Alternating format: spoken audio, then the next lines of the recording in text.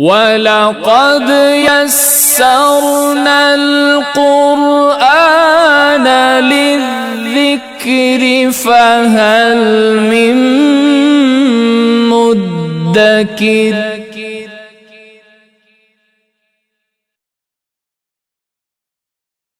بسم اللہ الرحمن الرحیم۔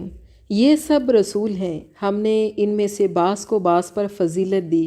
ان میں سے کچھ ایسے ہیں جن سے اللہ نے کلام کیا، اور ان میں سے بعض کے درجے بلند کیے، اور ہم نے عیسیٰ ابن مریم کو واضح نشانیاں عطا کی، اور روح القدس یعنی جبرائیل کے ساتھ اس کی مدد کی۔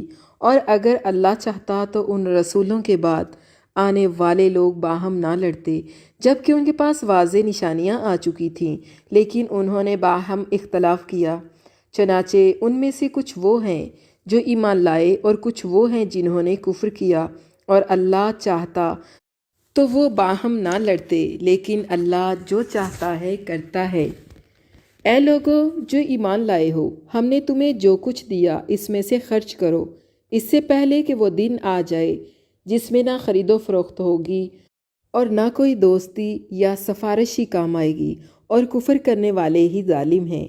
وہ اللہ ہے، اس کے سوا کوئی سچا معبود نہیں، زندہ ہے، سب کو سنبھالے ہوئے ہے، اسے اونگ آتی ہے نہ نیند۔ جو کچھ آسمانوں میں اور جو کچھ زمین میں ہے سب اسی کا ہے۔ کون ہے جو اس کے سامنے اس کی اجازت کے بغیر سفارش کر سکے؟ وہ جانتا ہے جو کچھ لوگوں کے سامنے ہے اور جو کچھ ان کے پیچھے ہے، اور وہ اس کے علم میں سے کسی چیز کو اپنے احاطے میں نہیں لا سکتے سوائے اس بات کے جو وہ چاہے۔ اس کی کرسی نے آسمانوں اور زمین کو گھیر رکھا ہے، اور اسے ان دونوں کی حفاظت تھکاتی نہیں، اور وہ بلند تر نہایت عظمت والا ہے۔ دین میں کوئی زبردستی نہیں، ہدایت گمراہی سے واضح ہو چکی ہے۔ پھر جو شخص طاغوت کا انکار کرے اور اللہ پر ایمان لے آئے تو یقیناً اس نے ایک مضبوط کڑا تھام لیا جو ٹوٹنے والا نہیں، اور اللہ خوب سننے والا، خوب جاننے والا ہے۔ اللہ ان لوگوں کا دوست ہے جو ایمان لائے، وہ ان کو اندھیروں سے نکال کے روشنی کی طرف لاتا ہے، اور وہ لوگ جنہوں نے کفر کیا ان کے دوست طاغوت ہیں، وہ انہیں روشنی سے نکال کر اندھیروں کی طرف لے جاتے ہیں۔ وہی لوگ دوزخی ہیں اور اس میں ہمیشہ رہیں گے۔ کیا آپ نے اس شخص کو نہیں دیکھا جس نے ابراہیم سے اس کے رب کے بارے میں اس لیے جھگڑا کیا کہ اللہ نے اسے بادشاہی دے رکھی تھی؟ جب ابراہیم نے کہا میرا رب وہ ہے جو زندہ کرتا ہے اور مارتا ہے، اس یعنی نمرود نے کہا میں بھی زندہ کرتا ہوں اور مارتا ہوں۔ ابراہیم نے کہا بے شک اللہ تو سورج کو مشرق سے نکالتا ہے، تو ذرا اسے مغرب سے نکال کر دکھا۔ چنانچہ وہ ہکا بکا رہ گیا جس نے کفر کیا تھا، اور اللہ ان لوگوں کو ہدایت نہیں دیتا جو ظالم ہیں۔ یا اسی طرح اس شخص کو نہیں دیکھا جو ایک بستی سے گزرا اور وہ اپنی چھتوں پر گری پڑی تھی۔ اس نے کہا اللہ اس بستی کو کیسے زندہ کرے گا اس کی موت کے بعد؟ تو اللہ نے اسے 100 سال کے لیے موت دے دی، پھر اسے زندہ کیا۔ اللہ نے پوچھا تو کتنی دیر یہاں رہا ہے؟ اس نے کہا 1 دن یا دن کا کچھ حصہ۔ اللہ نے فرمایا نہیں، بلکہ تو موت کی حالت میں 100 سال رہا۔ البتہ تو اپنے کھانے اور پینے کے سامان کی طرف دیکھ، وہ بالکل سڑا گلا نہیں ہے، اور اپنے گدھے کے ڈھانچے کو، اور یہ سب اس لیے ہوا کہ ہم تجھے لوگوں کے لیے ایک نشانی بنانا چاہتے ہیں۔ اور تو گدھے کی ہڈیوں کی طرف دیکھ، ہم کیسے انہیں ابھار کر جوڑتے ہیں، پھر ان پر گوشت چڑھاتے ہیں۔ پھر جب اس کے سامنے یہ سب واضح ہو گیا تو اس نے کہا میں جانتا ہوں کہ بے شک اللہ تعالیٰ ہر چیز پر قدرت رکھتا ہے۔ اور جب ابراہیم نے کہا اے میرے رب مجھے دکھا تو مردوں کو کیسے زندہ کرے گا؟ اللہ نے فرمایا کیا تو اس پر ایمان نہیں لایا؟ ابراہیم نے کہا کیوں نہیں، ایمان تو رکھتا ہوں، لیکن میں قلبی اطمینان چاہتا ہوں۔ اللہ نے فرمایا پھر تو 4 پرندے لے اور ان کے ٹکڑے ٹکڑے کر لے، اور ان کا ایک ایک ٹکڑا ہر پہاڑ پر رکھ دے، پھر ان کو بلا، وہ تیرے پاس دوڑے چلے آئیں گے۔ اور جان لے بے شک اللہ تعالیٰ غالب خوب حکمت والا ہے۔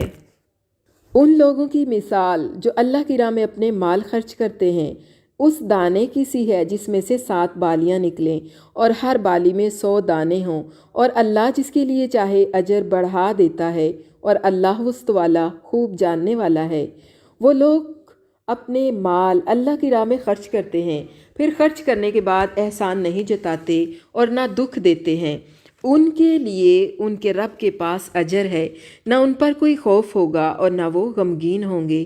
اچھی بات کہنا اور معاف کرنا اس صدقے سے بہتر ہے جس کے بعد دکھ دیا جائے، اور اللہ بے پرواہ نہایت بردبار ہے۔ اے لوگو جو ایمان لائے ہو، اپنے صدقات کو احسان جتا کر اور دکھ دے کر اس شخص کی طرح ضائع نہ کرو جو اپنا مال لوگوں کو دکھانے کے لیے خرچ کرتا ہے اور وہ اللہ اور آخرت کے دن پر ایمان نہیں رکھتا، تو اس کی مثال چکنے پتھر کی سی ہے جس پر مٹی پڑی ہو، پھر اس پر زور کی بارش ہو تو ساری مٹی بہہ جائے اور صاف چٹان رہ جائے۔ وہ ریاکار جو نیکی کرتے ہیں اس سے کچھ بھی ان کے ہاتھ نہیں آتا، اور اللہ کافروں کو ہدایت نہیں دیتا۔ اور ان لوگوں کی مثال جو اللہ کی رضا جوئی اور پوری دل جمعی سے اپنے مال خرچ کرتے ہیں، اس باغ کی سی ہے جو کسی اونچی سطح پر ہو، اس پر زور کی بارش ہو تو وہ دگنا پھل لائے، پھر اگر اس پر زور کی بارش نہ بھی ہو تو پھوار ہی کافی ہے، اور تم جو کچھ کرتے ہو اللہ اسے خوب دیکھنے والا ہے۔ کیا تم میں سے کوئی یہ پسند کرتا ہے کہ اس کے لیے کھجوروں اور انگوروں کا ایک باغ ہو، اس کے نیچے نہریں بہتی ہوں، اس باغ میں اس کے لیے ہر قسم کے پھل ہوں اور اسے بڑھاپا آ جائے جبکہ اس کی اولاد کمزور ہو، پھر اچانک اس باغ پر ایسا بگولا آ پڑے جس میں آگ ہو اور وہ اسے جلا کر رکھ دے؟ اس طرح اللہ تمہارے لیے آیتیں کھول کر بیان کرتا ہے تاکہ تم غور و فکر کرو۔ اے لوگو جو ایمان لائے ہو، تم ان پاکیزہ چیزوں میں سے خرچ کرو جو تم کماتے ہو، اور ان میں سے بھی جو ہم نے تمہارے لیے زمین میں سے نکالی ہیں، اور مت ارادہ کرو اللہ کی راہ میں ردی اور خراب چیز خرچ کرنے کا، جبکہ تم خود تو وہ چیز لینا بھی پسند نہیں کرتے، الا یہ کہ اس کی بابت تم چشم پوشی کر جاؤ، اور جان لو کہ بے شک اللہ تعالیٰ بے پرواہ ہے، قابل تعریف ہے۔ شیطان تمہیں تنگ دستی سے ڈراتا ہے اور بے حیائی کا حکم دیتا ہے، اور اللہ تم سے اپنی بخشش اور فضل کا وعدہ کرتا ہے، اور اللہ وسط والا خوب جاننے والا ہے۔ اللہ جسے چاہتا ہے حکمت دیتا ہے، اور جس شخص کو حکمت دی گئی تو اسے بہت بلائی عطا کی گئی، اور ان باتوں سے عقل مند ہی نصیحت حاصل کرتے ہیں۔ اور تم کسی قسم کا خرچ کرو یا کوئی بھی نظر مانو تو بے شک اللہ اسے جانتا ہے، اور ظالموں کا کوئی مددگار نہیں۔ اگر تم ظاہر کر کے صدقات دو تو یہ اچھی بات ہے، اور اگر تم اسے چھپا کر فقیروں کو دو تو وہ تمہارے لیے بہتر ہے، وہ اللہ تم سے تمہارے گناہ دور کر دے گا، اور تم بھی جو عمل کرتے ہو اللہ اس کی خوب خبر رکھتا ہے۔ اے نبی، لوگوں کو ہدایت دینا آپ کی ذمہ داری نہیں، لیکن اللہ جسے چاہتا ہے ہدایت دیتا ہے، اور تم اپنے مال میں سے جو خرچ کرو وہ تمہارے اپنے فائدے کے لیے ہے، اور تم جو خرچ کرتے ہو وہ اللہ کی رضا حاصل کرنے ہی کے لیے کرتے ہو، اور تم اپنے مال میں سے جو خرچ کرو گے اس کا تمہیں پورا پورا صلہ دیا جائے گا، اور تم پر ظلم نہیں کیا جائے گا۔ صدقات تو ان ضرورت مندوں کے لیے ہیں جو اللہ کے کاموں میں ایسے مشغول ہوں اپنے روزگار کے لیے زمین میں دوڑ دھوپ نہ کر سکتے ہوں، نہ واقف شخص ان کے سوال نہ کرنے کی وجہ سے انہیں مالدار خیال کرے۔ تم انہیں ان کے چہروں سے پہچان لوگے، وہ لوگوں سے چمٹ کر سوال نہیں کرتے، اور تم اپنے مال میں سے جو خرچ کرتے ہو بے شک اللہ اسے خوب جاننے والا ہے۔ جو لوگ اپنے مال خرچ کرتے ہیں رات اور دن میں چھپا کر اور ظاہر، ان کے رب کے ہاں ان کے لیے اجر ہے، نہ انہیں کوئی خوف ہوگا اور نہ وہ غمگین ہوں گے۔ جو لوگ سود کھاتے ہیں وہ روز قیامت اس شخص کی طرح کھڑے ہوں گے جسے شیطان نے چھو کر بدحواس کر دیا ہو۔ یہ سزا اس لیے ملے گی کہ وہ کہتے تھے تجارت بھی سود ہی کی طرح ہے، حالانکہ اللہ نے تجارت کو حلال کیا ہے اور سود کو حرام۔ پھر جس شخص کے پاس اس کے رب کی طرف سے نصیحت آ جائے اور وہ سود کھانے سے باز رہے تو جو کچھ وہ پہلے کھا چکا سو کھا چکا، اس کا معاملہ اللہ کے حوالے ہے، اور جو شخص دوبارہ سودی معاملہ کرے تو ایسے لوگ دوزخی ہیں اور وہ اس میں ہمیشہ رہیں گے۔ اللہ سود کو مٹاتا ہے اور صدقات کو بڑھاتا ہے، اور اللہ کسی ناشکری گناہگار کو پسند نہیں کرتا۔ بے شک جو لوگ ایمان لائے اور انہوں نے نیک عمل کیے اور نماز قائم کی اور وہ زکوٰۃ ادا کرتے رہے، ان کے لیے ان کے رب کے پاس اجر ہے، نہ ان پر کوئی خوف ہوگا اور نہ وہ غمگین ہوں گے۔ اے لوگو جو ایمان لائے ہو، اللہ سے ڈرو اور جو سود باقی ہے وہ چھوڑ دو اگر تم مومن ہو۔ پھر اگر تم نے یہ نہ کیا تو اللہ اور اس کے رسول سے جنگ کے لیے تیار ہو جاؤ، اور اگر تم توبہ کر لو تو تمہارے لیے تمہارے اصل مال ہی ہیں، نہ تم کسی پر ظلم کرو اور نہ تم پر ظلم کیا جائے۔ اور اگر تمہارا مقروض تنگ دست ہو تو آسانی تک اسے مہلت دو، اور تمہارا صدقہ کرنا، قرض معاف کر دینا تو تمہارے لیے بہت بہتر ہے اگر تم علم رکھتے ہو۔ اور اس دن سے ڈرو جب تم اللہ کی طرف لوٹائے جاؤ گے، پھر ہر شخص نے جو کچھ کیا ہوگا اسے اس کا پورا پورا بدلہ دیا جائے گا، اور کسی پر ظلم نہیں ہوگا۔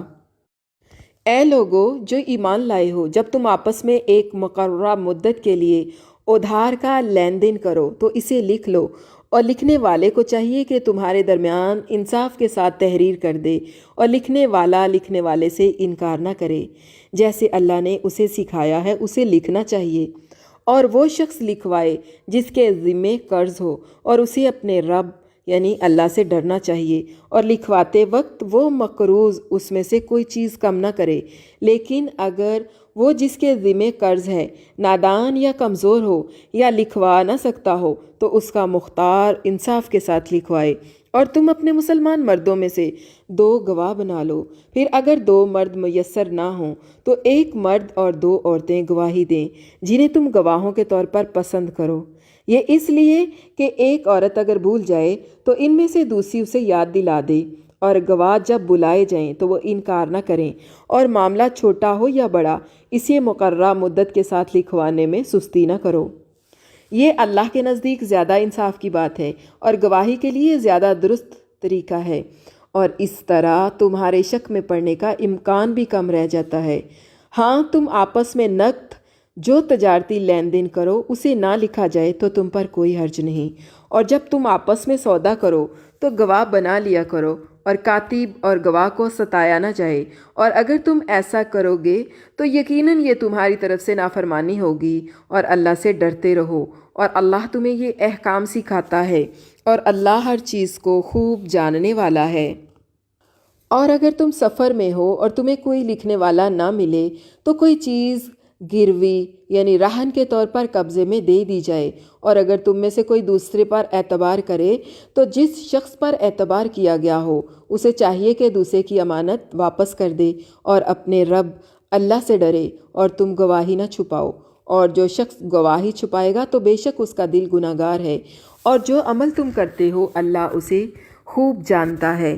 آسمانوں اور زمین میں جو کچھ ہے سب اللہ ہی کا ہے، اور تمہارے دلوں میں جو کچھ ہے خواہ تم اسے ظاہر کرو یا چھپاؤ اللہ تم سے اس کا حساب لے گا۔ پھر جسے وہ چاہے گا بخش دے گا، اور جسے چاہے گا عذاب دے گا، وہ اللہ ہر چیز پر خوب قادر ہے۔ رسول صلی اللہ علیہ وسلم اس ہدایت پر ایمان لائے ہیں جو ان کے رب کی طرف سے ان پر نازل کی گئی ہے، اور سارے مومن بھی سب اللہ پر اور اس کے فرشتوں پر اور اس کی کتابوں پر اور اس کے رسولوں پر ایمان لائے ہیں۔ وہ کہتے ہیں ہم اس کے رسولوں میں سے کسی ایک میں بھی فرق نہیں کرتے، اور وہ کہتے ہیں ہم نے حکم سنا اور اطاعت کی، اے ہمارے رب ہم تیری بخشش چاہتے ہیں اور ہمیں تیری ہی طرف لوٹ کر آنا ہے۔ اللہ کسی کو اس کی برداشت سے بڑھ کر تکلیف نہیں دیتا۔ کسی شخص نے جو نیکی کمائی اس کا پھل اسی کے لیے ہے، اور جو اس نے برائی کی اس کا وبال بھی اسی پر ہے۔ اے ہمارے رب اگر ہم سے بھول چوک ہو جائے تو ہماری گرفت نہ کر، اے ہمارے رب ہم پر ایسا بوجھ نہ ڈال جو تو نے ہم سے پہلے لوگوں پر ڈالا تھا، اے ہمارے رب جس بوجھ کو اٹھانے کی ہم میں طاقت نہیں وہ ہم سے نہ اٹھوا، اور ہم سے درگزر فرما اور ہمیں بخش دے اور ہم پر رحم فرما، تو ہی ہمارا کارساز ہے، پس تو کافروں کے مقابلے میں ہماری مدد فرما۔ آمین۔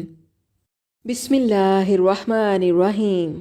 اللہ کے نام سے شروع جو نہایت مہربان بہت رحم کرنے والا ہے۔ سورۃ آل عمران۔ الف لام میم۔ وہ اللہ ہے، اس کے سوا کوئی معبود نہیں۔ وہ زندہ ہے، سب کو سنبھالنے والا۔ اسی نے آپ پر حق کے ساتھ کتاب نازل کی ہے جو اپنی پہلی کتابوں کی تصدیق کرنے والی ہے، اور اسی نے تورات اور انجیل کو نازل کیا اس سے پہلے لوگوں کی ہدایت کے لیے، اور اسی نے فرقان یعنی قرآن نازل کیا۔ بے شک وہ لوگ جنہوں نے اللہ کی آیتوں کا انکار کیا ان کے لیے شدید عذاب ہے، اور اللہ غالب ہے، بدلہ لینے والا۔ بے شک اللہ سے زمینوں اور آسمان میں کوئی چیز چھپی ہوئی نہیں۔ وہی ہے جو تمہاری ماؤں کے پیٹ میں تمہاری صورتیں جیسی چاہتا ہے بناتا ہے، اس کے سوا کوئی معبود نہیں۔ وہ غالب خوب حکمت والا ہے۔ وہی ہے جس نے آپ پر کتاب نازل کی جس میں کچھ آیات محکم یعنی واضح ہیں جو اس کتاب کی اصل بنیاد ہیں، اور کچھ دوسری متشابہات یعنی غیر واضح ہیں۔ پھر جن لوگوں کے دلوں میں ٹیڑھ ہے وہ ان میں سے انہی آیتوں کے پیچھے پڑے رہتے ہیں جو متشابہ یعنی غیر واضح ہیں۔ ان کا مقصد محض فتنے اور تعویل کی تلاش ہوتا ہے، حالانکہ اللہ کے سوا کوئی بھی ان کی تعویل نہیں جانتا۔ اور جو لوگ علم میں پختہ ہیں وہ کہتے ہیں ہمارا ان متشابہات پر ایمان ہے، یہ سب ہمارے رب ہی کی طرف سے ہیں، اور نصیحت تو عقل مند ہی حاصل کرتے ہیں۔ وہ دعا کرتے ہیں اے ہمارے رب، ہمیں ہدایت دینے کے بعد ہمارے دلوں کو ٹیڑھا نہ کر، اور عطا کر ہمیں اپنے پاس سے رحمت، بے شک تو ہی بڑا عطا کرنے والا ہے۔ اے ہمارے رب، تو یقیناً لوگوں کو ایک دن جمع کرنے والا ہے جس میں کوئی شک نہیں۔ بے شک اللہ اپنے وعدے کے خلاف ورزی نہیں کرتا۔ بے شک جن لوگوں نے کفر کیا ان کے مال اور ان کی اولاد اللہ کے عذاب سے بچانے میں ان کے کچھ بھی کام نہیں آئیں گے، اور وہی لوگ آگ کا ایندھن ہیں۔ ان کا انجام آل فرعون اور ان لوگوں کا سا ہوگا جو ان سے پہلے تھے۔ انہوں نے ہماری آیتوں کو جھٹلایا تو اللہ نے ان کے گناہوں کے سبب انہیں پکڑ لیا، اور اللہ سخت سزا دینے والا ہے۔ اے نبی صلی اللہ علیہ وسلم، جن لوگوں نے کفر کیا ان سے کہہ دیجئے عنقریب تم مغلوب ہو جاؤ گے اور تم جہنم کی طرف اکٹھے کیے جاؤ گے، اور وہ برا ٹھکانہ ہے۔ تحقیق تمہارے لیے ان دو گروہوں میں ایک بڑی نشانی ہے جو بدر میں باہم ٹکرائے۔ ایک گروہ اللہ کی راہ میں لڑ رہا تھا اور دوسرا گروہ کافر تھا۔ مسلمان ظاہری آنکھوں سے ان کو اپنے سے دوگنا دیکھ رہے تھے، اور اللہ اپنی مدد سے جس کو چاہتا ہے قوت دیتا ہے۔ بے شک اس میں بصیرت والوں کے لیے عبرت ہے۔ لوگوں کے لیے خواہشات نفس کی محبت مزین یعنی پرکشش کر دی گئی ہے، یعنی عورتوں سے، بیٹوں سے، سونے اور چاندی کے جمع کیے ہوئے ڈھیروں سے، نشان لگے عمدہ گھوڑوں سے، مویشیوں سے اور کھیتی سے۔ یہ سب دنیاوی زندگی کا سامان ہے، اور اچھا ٹھکانہ اللہ ہی کے پاس ہے۔ اے نبی کہہ دیجئے کیا میں تمہیں ان سے بہتر چیز بتاؤں؟ پرہیزگاروں کے لیے ان کے رب کے پاس باغ ہیں جن کے نیچے نہریں بہتی ہیں، وہ ان میں ہمیشہ رہیں گے، اور وہاں ان کے لیے پاکیزہ بیویاں ہوں گی، اور انہیں اللہ کی رضا حاصل ہوگی، اور اللہ اپنے بندوں پر خوب نظر رکھنے والا ہے۔ جو لوگ کہتے ہیں اے ہمارے رب، بے شک ہم ایمان لائے، پس تو ہمارے گناہ بخش دے اور ہمیں آگ کے عذاب سے بچا، یہ لوگ صبر کرنے والے، سچ بولنے والے، حکم بجا لانے والے، خرچ کرنے والے اور سحری کے اوقات میں بخشش طلب کرنے والے ہیں۔ اللہ نے گواہی دی ہے کہ اس کے سوا کوئی معبود نہیں، فرشتوں اور اہل علم نے بھی گواہی دی ہے، حالانکہ وہ انصاف کے ساتھ قائم ہیں۔ اس کے سوا کوئی معبود نہیں، وہ غالب ہے، خوب حکمت والا۔ بے شک اللہ کے نزدیک دین صرف اسلام ہے، اور اہل کتاب نے صحیح علم آ جانے کے بعد صرف اس لیے اختلاف کیا کہ وہ باہم ضد اور حسد رکھتے تھے، اور جو کوئی اللہ کی آیات کا انکار کرتا ہے تو بے شک اللہ جلد حساب لینے والا ہے۔ اے نبی پھر اگر وہ آپ سے جھگڑا کریں تو کہہ دیجئے میں نے اپنا سر اللہ کے آگے جھکا دیا ہے، اور میری اتباع کرنے والوں نے بھی، اور ان اہل کتاب اور ان پڑھ لوگوں سے پوچھیں کیا تم اسلام لاتے ہو؟ پھر اگر وہ اسلام قبول کر لیں تو وہ ہدایت پا گئے، اور اگر منہ موڑیں تو آپ کے ذمہ صرف پیغام پہنچانا ہے، اور اللہ اپنے بندوں کو خوب دیکھ رہا ہے۔